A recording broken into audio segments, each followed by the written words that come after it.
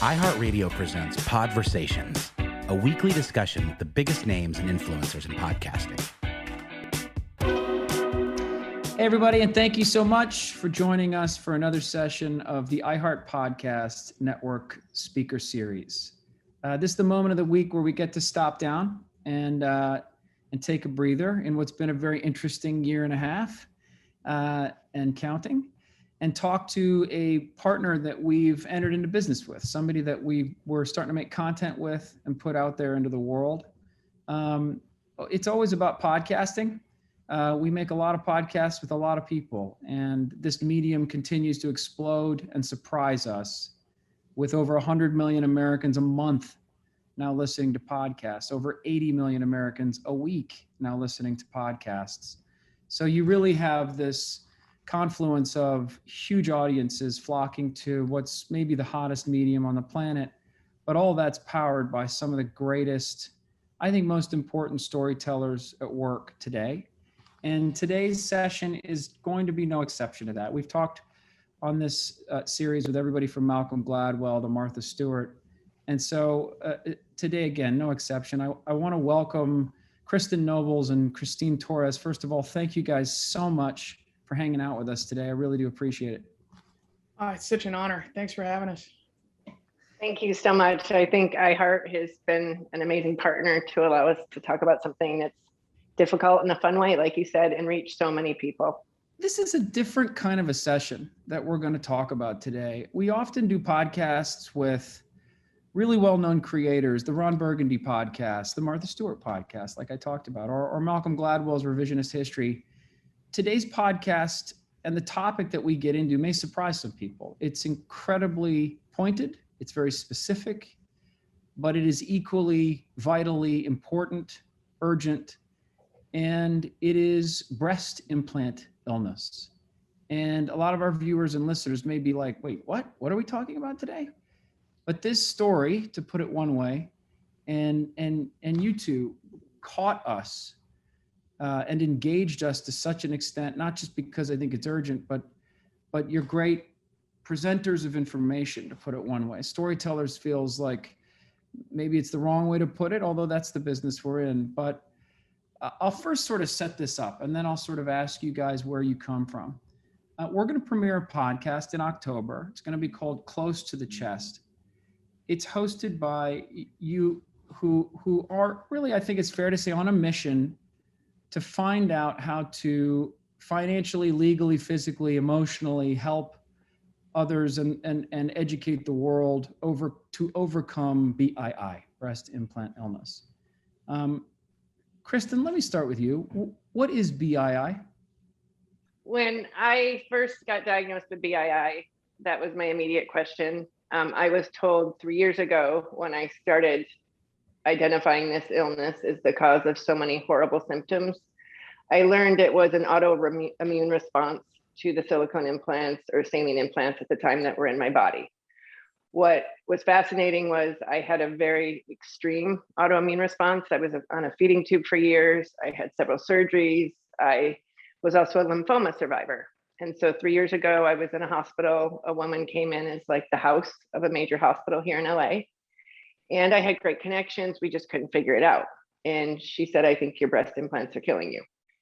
And so I ended up removing my implants at that time and being told that not only could the implants cause this autoimmune response that can have symptoms like fatigue, exhaustion, brain fog, my hair was falling out, I was unable to digest food, it was coming in all sorts of ways.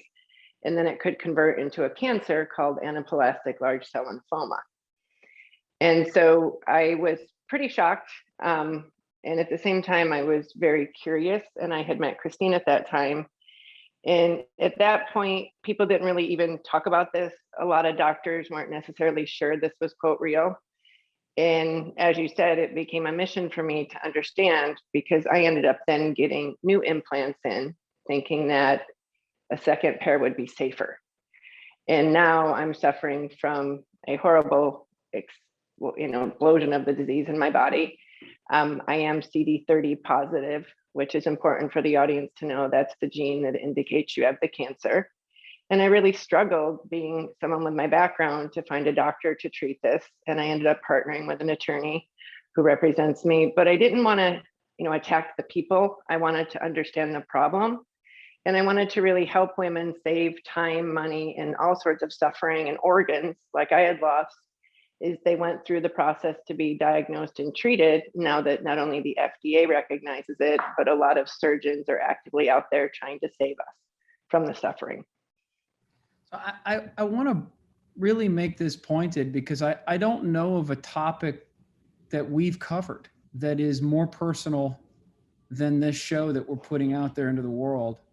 And as a byproduct of that, I don't know a better medium than podcasting. I think this is what podcasting does particularly well, honestly, is make topics that need to be delivered personally deliverable, but also make people take them a little more seriously, rather than thinking, oh, that's just something over there. I don't have to worry about that. But to be pointed about it, and you tell me if I have any of this wrong, you've suffered from BII for over 20 years. You've had over 30 surgeries, removed your appendix, your gallbladder, 13 years on feeding tubes, brain infection, spinal fluid leak, 2 hip replacements, 2 cardiac arrests, more than 1,000 days in the hospital. And only then did you realize your breast implants were literally killing you. Is all of that accurate? And it's, when you say it, I often disassociate. Chris will tell you, and to me, that seems like someone else. And what you said about the podcast format is really important for, I started in podcasting 20 years ago to age myself.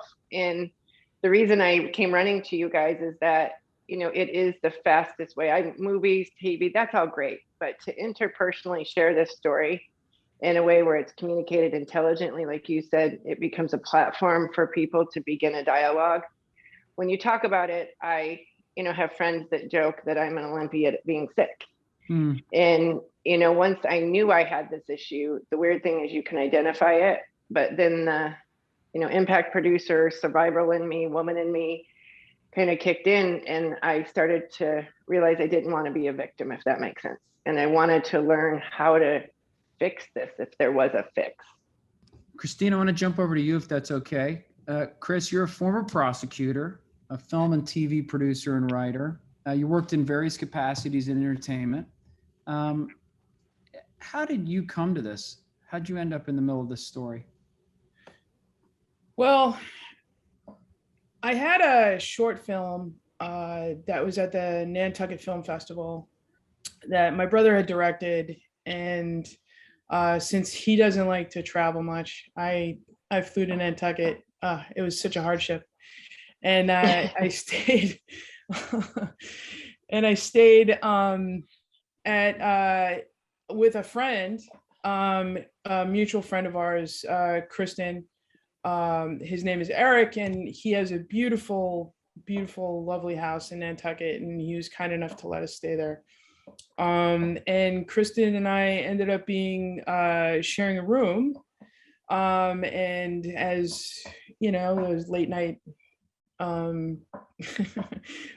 chats led to discovering that Kristen, who is younger than me and has already had a hip replacement, and I had never heard of breast implant illness before, but sharing a room with her over the course of that week really introduced me to just how much pain she has to go through every single day to get up and to get ready. And Kristen is like an incredible force of nature. She's a bundle of energy. She has like, her speed is like warp speed every day, all day. And how she finds the energy to function in when I can visibly see the strain and the pain that she goes through. It was really eye-opening to me. So being curious. She saved my life that day. So how we met is, the first day I was there, and she's protecting my pride, but I was there for creating Woodstock. She had a film, and immediately I had an epileptic seizure. She rushed and flipped me over, put a thing in my mouth, and she asked me what was wrong. And the person who was there, we actually did an initial podcast about this about a year later. And Christine encouraged me to go after my legal rights. I called her asking her questions all the time. And when I called her about this project, Christine's an amazing writer director. And when you talk about credibility and taking it seriously, I said, Chris, nobody knows more about boobs than you. You're a former prosecutor. Like, let's figure this out, right? And we decided to attack the problem, not the people. And then, but through the friendship, and I interrupted her because the great thing about storytellers and podcasters and the people that we're working with is that this is such a selfless thing. But it was a big position for her to take, given her credentials, because like you said, it's a very deep conversation about an issue that's hard. And her perspective as a storyteller is someone who knows how to find facts and truths and how to represent people who were basically in a point of being victimized. She was not only perfect, but she literally saved my life. Because through the project and sticking her wallet in my mouth, I had this sense of purpose. I don't know about that. I really just wanted your teeth in case, I needed to use that at some point for identification purposes. That's one way to do it.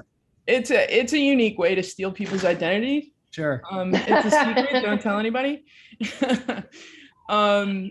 Well, it's just I'm naturally curious, and Kristen was such an interesting person, and I just and she needed help because nobody's been helping her. If you listen to her story and how she's been to doctor after doctor after doctor after doctor for years and years and years, and nobody seems to be helping her get better. This is horrendous.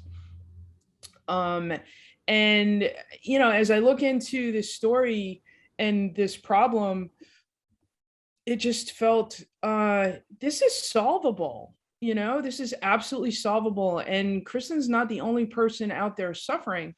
I believe my research has shown me that there's a lot of women, especially, but I think it's not just women, it's anybody who has any kind of silicone implants of any kind that can suffer from the fact that the silicone leaks into their body and creates all this autoimmune disturbance. And I'm not a doctor, and I don't know all the ins and outs of the medical issues involved, but I am a human being, and I have compassion. And when somebody's suffering, you want to make it better.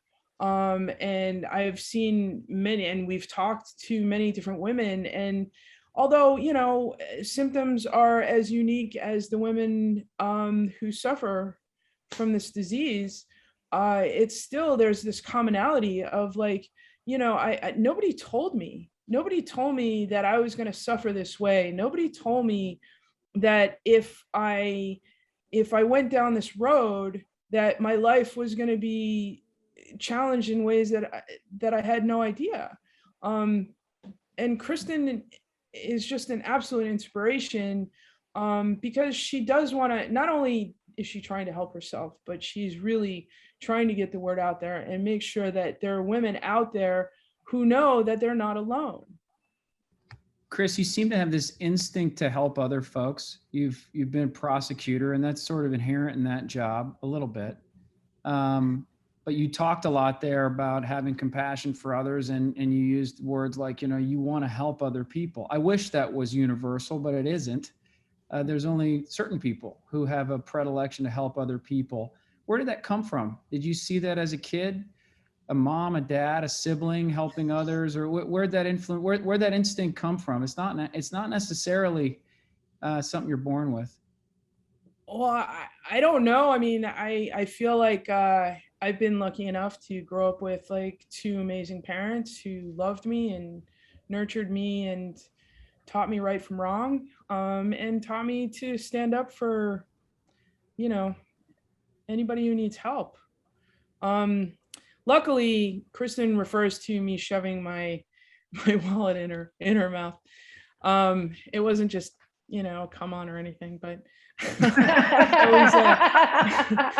I actually, I was a lifeguard, and so I learned first aid and all these things. I mean, my family was really very kind and generous, and I feel very, very fortunate to have grown up in the environment that I did, because I know that they've really they taught me to be loving and caring, and I don't know where it comes from, but I'm glad that I was able to help in some small way. Kristen, I hope. Kristen, back to you real quick. I think for me, it's not just what the show is about, but this podcast is also about just the difficulty of long-term suffering. In your case, it's BII. For somebody else, it might be something else entirely. But I think that story is a bridge to any listener watching or listening to us right now. And I don't want this point to be lost. How long were you suffering, deeply suffering, physically suffering, before you knew what it was? So what you touched on there that's fascinating to me is that anybody who goes through this is going to end up with some sort of a long-term disease. So like, to share, I recently had a PET scan. My thyroid lit up like a Christmas tree. I'm a former lymphoma survivor, and I was diagnosed with Graves' disease, which I'll have for the rest of my life. I'll forever be an orthopedic patient because I've had a bilateral hip replacement. And so I'm epileptic now. And what's fascinating to me is that 3 years ago, it had been, I had them in my early 20s. So I'm 48 years old now. So it was about 22 years in, honestly, where when they said, okay, this is the solution. And at that time, I was really suffering. But from that day to now, I've had moments where the emotional impact of the disease and that suffering of financial, continuing to not invest in my company, but pay bills, to start to challenge, and legally, when I got involved in the case, that came with a lot of, investors calling me saying, you're on the internet raising money for boobs, right? Like the perception of taking this on. And then currently, I'm going through a lot of physical pain, waiting for another explant and them to remove some other lymph nodes, etc. And so what I've also learned is that there's some purpose in this pain. Not to sound weird, but I believe my initial email to iHeart was, help me save 2 million women's lives, right? Because I started to talk to other women, and what I've lost to this disease or issue and what I've learned as a person, I also feel the strongest because I do have the ability to create a platform to share the story in a way that I hope there's an outcome, if that makes sense, where by hearing this, people don't feel sorry for us, they feel informed, they know what to do, and they don't have to go through that oh shit moment. And then also, as Chris and I go forward, what's been so great is to approach this with curiosity and integrity and openness versus coming into it with, attitude and anger and neglect. And I feel like I've developed some fun brands creatively. I'm doing some cool things right now, and we are doing a feature about the legal side of this. But the podcast it's literally saved my life because Conal, like for me, I interviewed a doctor on Thursday. That doctor now is helping me navigate cancer. So when I say this podcast not only saved my life, it gave me the platform and the attitude to come at this with, maybe a little bit more professionalism and also access to all this knowledge and all these amazing people. And there's so much misinformation out there, and that, like in any topic, really, when you go through the internet, there's like all kinds of contradictory nonsense available that you can like weed through, and you don't know what's true, what's not true. So having this podcast is something that I believe Kristen and I really wanted to put out into the world so that women have a place to go where, they can find good information, or at least find good resources where they can find good information. to help them with their own individual issues, because that's really important, especially when your health is at stake and your life is at stake. Well, one thing I follow you and your brilliance on the data side as well. And this podcast was a safe space because social media, yes, women are sharing their story, but to do it in a way where we got to feature the right experts, really curate the information, and then give women a safe space to connect where, they didn't have to out themselves or identify as BII right away. They could be curious, but that it was also still, and like you said, it elevated the topic to a level of seriousness where it's beyond me, running around parties asking women if they have the same thing in here as I do. One more thing is like Kristen was saying, is like, we need to destigmatize, BII, because, it's just for women with breast implants. Well, it's a really serious health issue that cannot be dismissed, and you can't just like, and there's shame involved, and there's stigma involved. And if we can bring all this stuff to light and make one life better, because Kristen and I in our research have found that a lot of women, because of the pain that they suffer through, there's a really high rate of suicide. And that it doesn't have to be that way. We can help these women. I mean, the collective we, not society needs to help these women, because there's so much pain involved, and there's desolation and isolation and stigma that we need to really just find a way to reach them before they get so distraught that they do something just rash. Yeah, I was going to say, I think I'm going to ask you guys in a second, just fair warning, what's the one thing you'd like somebody to take away from this show? But before I get there, I agree, first of all, that I think podcasting is good for this topic, not just because it's a good way to tell very, very personal stories. It's also a pretty highly trusted medium. You don't feel like what you're getting may have been a retweet of a retweet, and you don't know if it's real or not. So it's sort of grown into that, actually, as a medium, as a very sort of trusted space of thoughtful, long form conversations. But to hit that point head on that you just said, Chris, a lot of this story is about fortitude as well. I mean, the flip side of all those numbers that I rattled off, Kristen, about your life, decades of suffering, is that there's fortitude. You persisted. How did you do that? I don't want to ask such a broad, basic question, but we talk about women who weren't able to, who gave up. It's the wrong way to put it, but said enough is enough. Where did you find your strength and your fortitude every day, every week, every month to keep going? I have a 23-year-old daughter, and one of the hashtags around the movement is, not our daughters. And for me in this process, what Chris touched on is I had to first embrace the fact that, I had faced some issues with lumps in my breast, and part of, the Breast Cancer Awareness Month is so important because it doesn't matter if you're from augmentation or breast cancer reconstruction, you're still a victim of this disease.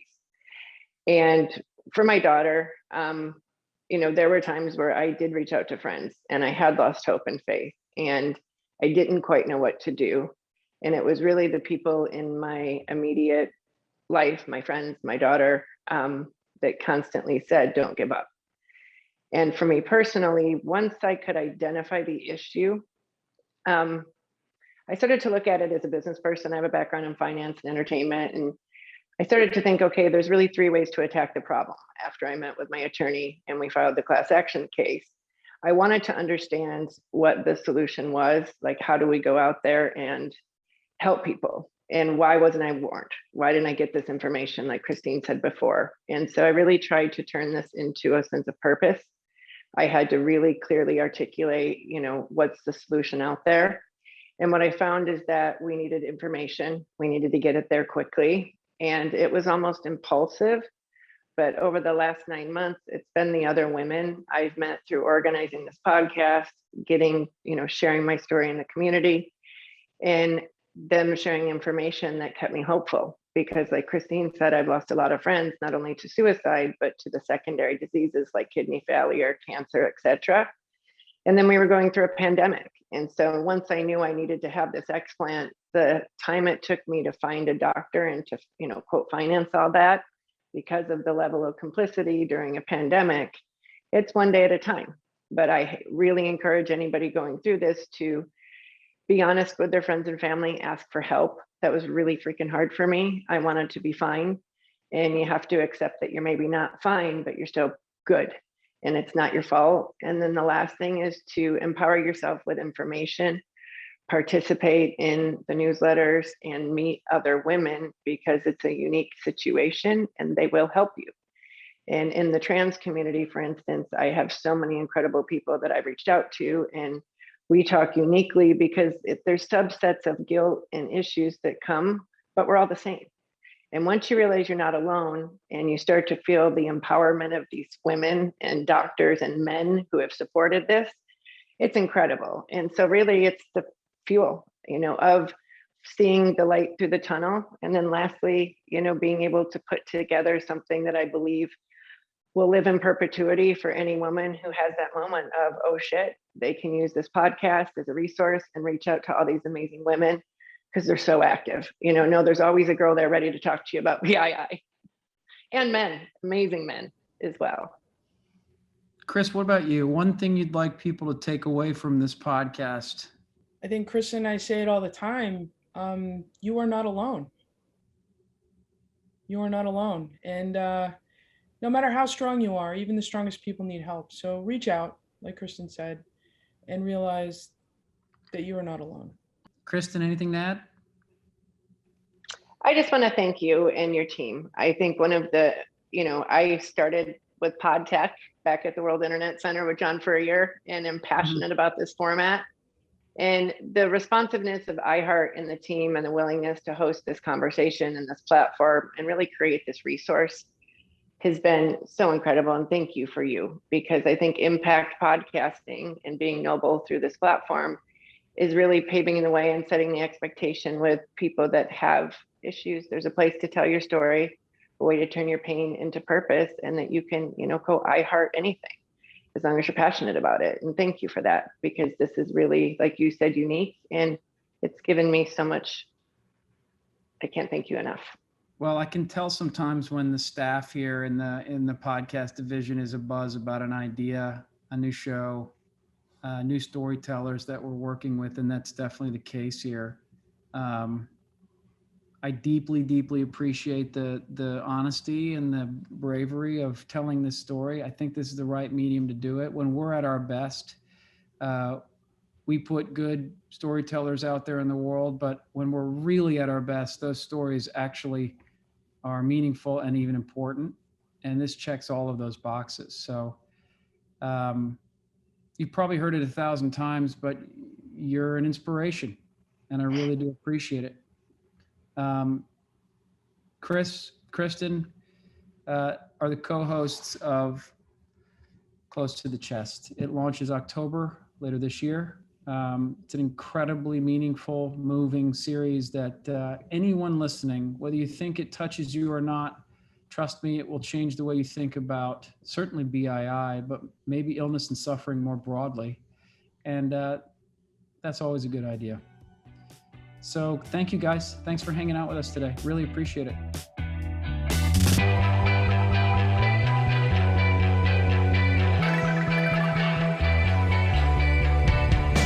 Podversations is a production of iHeartRadio. You can find more from the biggest names in podcasting on the iHeartRadio app or wherever you get your podcasts.